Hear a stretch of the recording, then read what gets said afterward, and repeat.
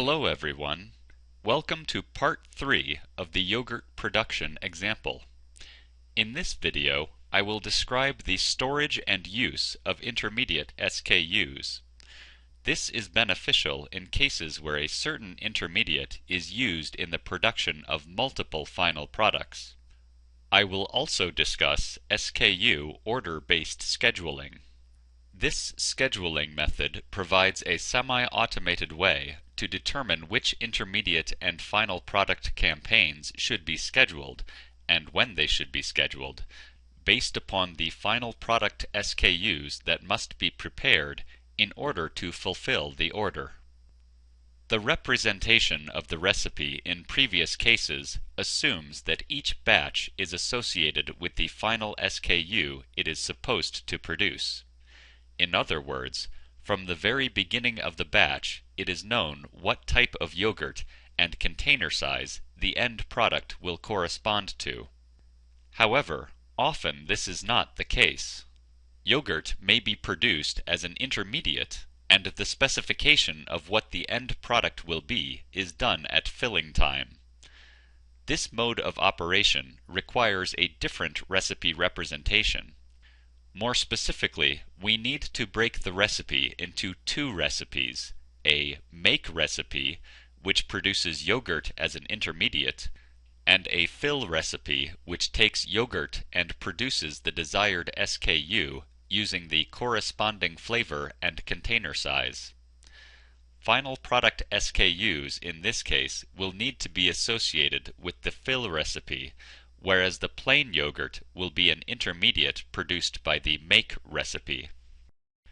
To set up this scenario, the single recipe from the previous file was split into two recipes. For information on the steps required to split the recipe into two parts and to update appropriate specifications in the new recipes, please refer to the README file for this example. The two new recipes are shown here. The first recipe contains the procedures related to fermentation and cooling. Here is the block diagram representation of that recipe. The second recipe contains the filling procedure. Here is its block diagram. Note that the store procedure that was used in the original recipe has been removed completely. For the fill recipe, it is also important to note that the operating mode was changed to continuous/semi-continuous to denote that this process runs continuously with any available amount of yogurt to be filled and does not necessarily conform to any predefined batch size. The next step is to create plain yogurt as an intermediate SKU. To do this, I will return to the SKUs view and click the Add New SKU button. I will create a new SKU called Plain Yogurt SKU, set its type to Intermediate, and specify my desired display color. I will then move to the BOM tab and specify that in order to produce 1 kilogram of plain yogurt, we would need 1 kilogram of milk. At this point, the new yogurt intermediate should be associated with a 3-tank 36 metric ton storage unit. The steps required to create this storage unit are described in the README file associated with this example. To save time, the 3-tank new storage unit, called Plain Yogurt Storage, has already been created within this next file. Note that for quality reasons, yogurt in any tank will have to be consumed within 12 hours after deposit. Otherwise, it is considered to be expired and must be discarded. This expiration specification was set when creating the plain yogurt storage unit. Pre- and post-cleaning specifications for each tank were also set when creating this unit. With plain yogurt now defined as an intermediate, the BOM structure of the final product SKUs will have to be changed from using milk as the raw material to using yogurt. Returning to the SKUs view, I will edit the banana 200 gram SKU. Here, I will remove milk SKU from the table. Then, I will insert plain yogurt SKU into the BOM table and set the required amount to 180 grams, the same amount that had been used for milk. This process of removing the milk SKU and inserting the plain yogurt SKU with the same amount will have to be repeated in the BOMs of all 9 final product SKUs. Rather than repeating this process for all those SKUs here, I will simply switch to another file which already contains all the updated BOMs.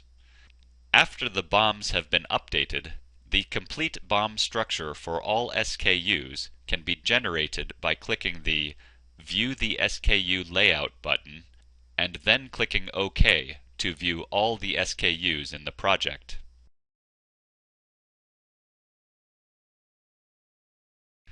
As indicated earlier, after the recipe splitting, the SKUs need to be rematched with the producing recipe. Therefore, I will select banana 200 gram SKU and click the Assign SKU Production Recipe button. As in case B, the Associate SKU Production with Recipe box must be checked on this tab. However, this time the appropriate selections are the Fill Recipe, Filling Procedure, and Filling Operation. The nominal amount should be set to 60,000 entities again.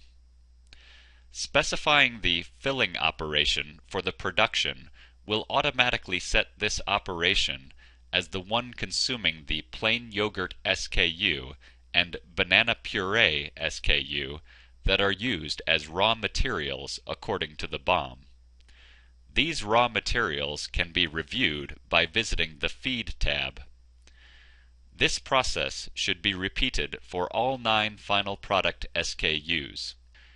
Each of them should use the same recipe, procedure, and operation that was specified for the banana 200 gram SKU. The only difference is the nominally produced amount that has to be set based on the container size. Thus, the 200 gram SKUs have a nominal batch size of 60,000 entities, the 500 gram SKUs have a nominal batch size of 24,000 entities, and the 1 kilogram SKUs have a nominal batch size of 12,000 entities. Note that within this particular version of the file, the other 8 product SKUs have already been manually updated to account for their production stream and feed stream specifications. Therefore, we can move on to the next step.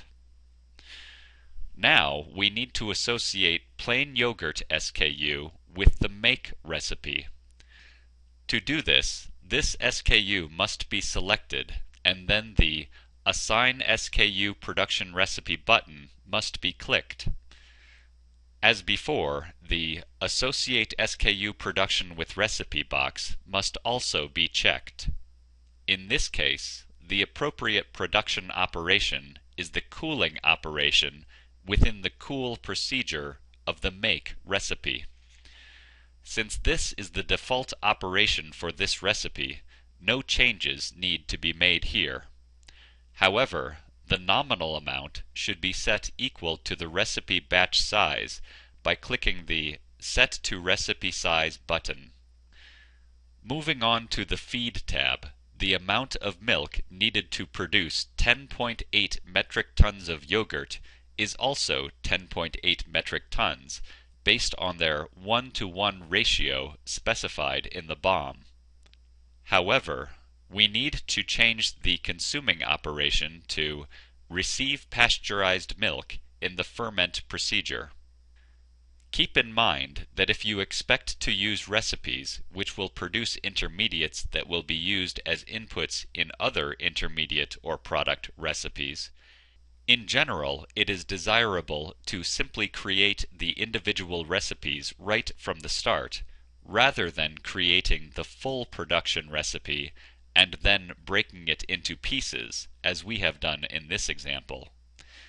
Many of the preceding steps in this case, such as redefining BOMs, reassigning SKUs to recipes, etc., could be avoided if you separately define your intermediate and product recipes right from the start.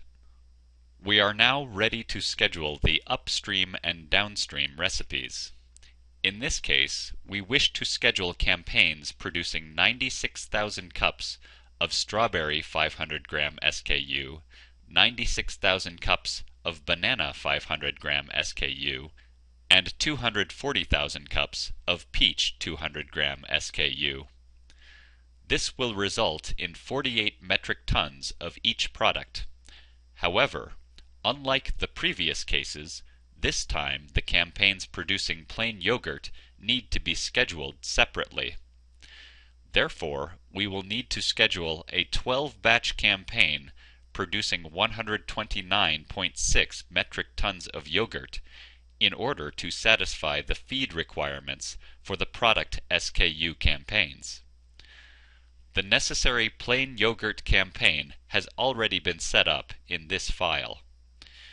Since the fill recipe in this case has been specified as continuous/semi-continuous, the campaigns which produce each of the final product SKUs do not need to be split into multiple batches. Instead, we can schedule single batch campaigns which produce the entire amount of each product SKU. With the split recipes, we need to properly schedule the start of the filling operations so there is enough plain yogurt for the filler. At the same time, however, the upstream production should not exceed the ability of the downstream equipment to process it. In other words, the production of plain yogurt minus the consumption of plain yogurt during the filling operations should never exceed the capacity of the plain yogurt storage tanks. Furthermore, if yogurt stays longer than the specified 12-hour expiration time in any given tank, it has to be discarded. Clearly, there is a delicate balance between the upstream and the downstream process rates in order to have a feasible yogurt inventory. In a manual mode, we would have to use a trial and error process to determine a proper time to start the filling operation. However, SchedulePro can automate this process if the inventory constraints are activated on the Constraints tab in the main menu bar's Schedule Scheduling Options dialog. Let's take a look at the EOC produced when the inventory constraints are active. In this EOC, the plain yogurt production batches are shown in green, while the filling batches are shown in red, yellow, and orange. The CIP operations are all shown in white, since that is the color assigned to that operation type through the Options Operation Types menu. Based on this EOC, it is clear that the generated schedule is feasible, with the exception of one conflict in T101, which holds the produced yogurt. The conflict arises from the fact that there is no tank to hold the last batch of yogurt. This is because T101 is being CIP'd from the previously held batch, while it simultaneously needs to be SIP'd for the final batch. However, this is a conflict with a short duration, and it can easily be resolved manually if the start time for the final batch of yogurt in FR103 is shifted a bit later than its currently scheduled start. Alternatively, we can slightly increase the cycle time of the plain yogurt batches because the conflict in this EOC indicates that the filler may not be fast enough to process the yogurt at the current plain yogurt production rate, and therefore the scheduling conflict in T101 would show up again if more batches are scheduled. Therefore, instead of manually shifting the final batch, we can unschedule the production schedule, visit the Options tab of the Plain Yogurt SKU 1 campaign, and set the slack time to 15 minutes. This indicates that plain yogurt batches will have to start 15 minutes later than the estimated minimum cycle time for the fermenters. Here you can see the new EOC after rescheduling. The delay that has been added to the plain yogurt recipe has eliminated the equipment scheduling conflicts in this case. Furthermore, if we open the plain yogurt storage inventory chart, it is clear that the inventory is always non-negative, and therefore the schedule is feasible. Although this schedule is feasible, there is an inventory buildup as time progresses. This is an indication that yogurt is being produced at a higher rate than it is used by the filler, which creates a danger of prolonged storage in a tank, resulting in product spoilage. In fact, if the maximum time that yogurt can be stored in each tank is reduced from 12 hours to 8 hours, this schedule becomes infeasible because some yogurt must be dumped to waste. For more information on this scenario and options for resolving the resulting infeasibility, please refer to the README file for this example. In the cases discussed thus far, we have followed the typical scheduling approach of defining individual campaigns and then scheduling them. With this approach, determining how many batches to produce of each intermediate or final product and when to plan their execution had to be decided up front by the user in order to specify the campaigns. In contrast, in case E, we will make use of SchedulePro's functionality that allows the declaration of the necessary campaigns to become semi-automated. Note that the README file associated with this example provides many additional details and explanations regarding this process. Before we use order template functionality to schedule campaigns, it is important to define a few terms. An SKU order in SchedulePro is an entity that is used to represent a collection of SKUs to be produced within a given time frame and the amounts of each of those SKUs. An SKU order can represent an external customer order or an internal production plan. Since orders are reusable entities, SchedulePro uses the term SKU order template to denote that the same order can be replicated to represent different production needs, such as recurring identical or similar orders from a specific customer. I will now define a new order template by returning to the SKUs node of the Explorer tree and clicking the Edit the SKU Order Templates button. To create a new order template from this dialog, I will simply click the Add New Order Template button here. An order template must have a name and a list of SKUs to be produced, along with their corresponding amounts. For this example, let's create a new template called Typical X Order, representing a typical order by customer X. There is no need to define a release or a due date at the order template level. This will be done when materializing the order into a production plan. From the list of available SKUs, I will individually select and add the desired SKUs using the Add SKU to Order button. It is now necessary to edit the amounts of each SKU so the desired quantities are produced for this order. Note that although the All SKUs list on the left contains all product and intermediate SKUs that the plant can produce, there is no need to include intermediate SKUs that are needed to produce the final products. The required intermediates will be calculated automatically from the SKU BOMs. Intermediate SKUs should only be included in the order if they are to be produced independently of final products. The new order is now listed in the SKU Order Templates dialog. Note that if you wish to create another new order and you click the Add New Order Template button again, this time the dialog shown here will appear.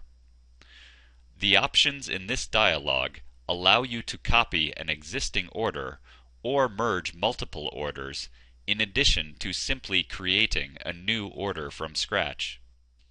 With these options, the generation of multiple similar orders is expedited. We are now in a position to generate a production order, i.e., a set of campaigns needed to meet certain production requirements using an SKU order template. In SchedulePro, a multi-campaign production order is hosted under the concept of a project. A project is simply an umbrella for a set of campaigns that serve a common purpose, in this case, the satisfaction of a specific customer order. To specify and view campaign projects, select Plan Campaign Projects from the main menu. Alternatively, you can select the Production Schedule node in the Explorer tree and click on the Define Campaign Projects button.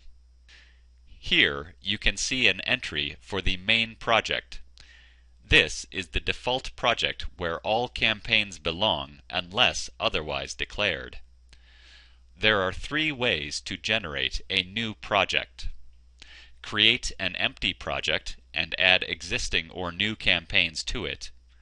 Create a project from an SKU order template, or create a new project as a copy of an existing project.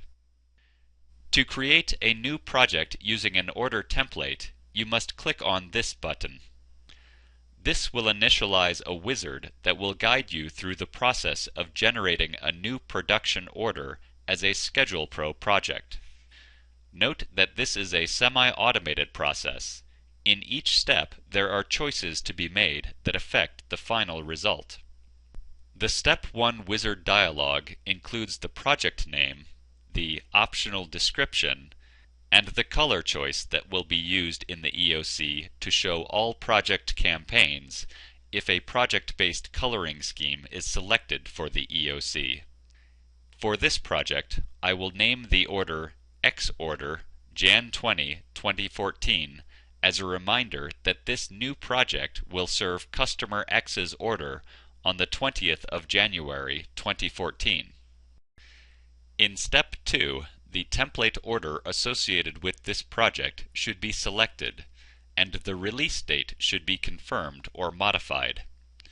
Since only one order template has been defined for this project, I do not need to change the selection here.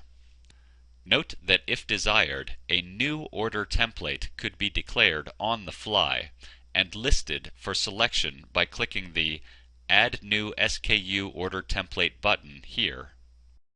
As soon as an order template is selected, the table below is populated with the order's SKUs and their corresponding amounts. Some limited editing of this information is still possible at the project level without affecting the original order template. For instance, in this example, I will change the Peach 500 gram SKU amount to 60,000 entities. Note that specific SKUs could also be removed from the table by selecting them and clicking the Remove SKU from Order button. Whereas the release date was optional when the initial order template was created, it is not optional for a project. However, for this project, we will keep the release date set at its default value. In Step 3, production amounts for all final products or intermediates and ordering requirements for all raw materials are finalized. SchedulePro calculates these quantities based on the SKU BOMs and lists them in two tables. The top table presents intermediate or final product SKUs that need to be produced, and the bottom table lists the raw materials or raw material SKUs that are needed. Note that for the SKUs to be listed in the To Be Produced table, a recipe must have already been assigned to them.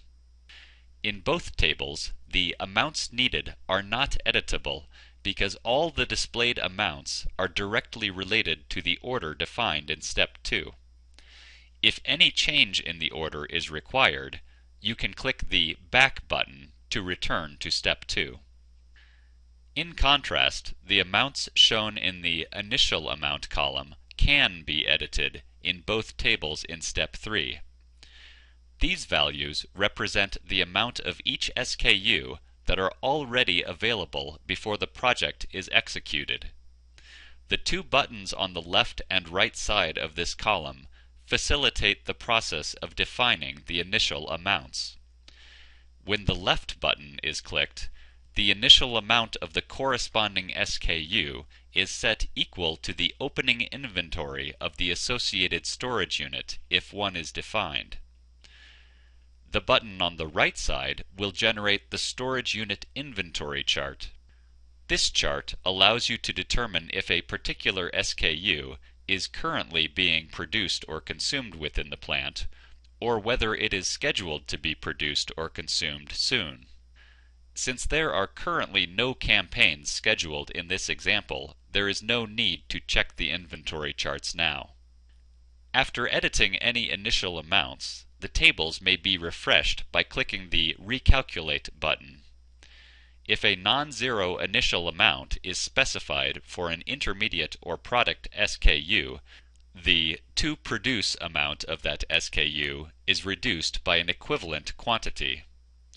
In addition, the amounts of all associated SKUs required to produce that SKU are adjusted based on its BOM.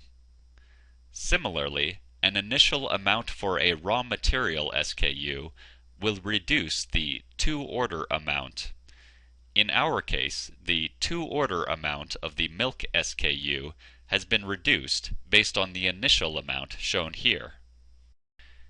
In step 4 of this order template wizard, SchedulePro will produce a set of proposed campaigns and raw material receipts required to satisfy the to produce and to order amounts. The campaigns and receipts are listed in two different tables shown here.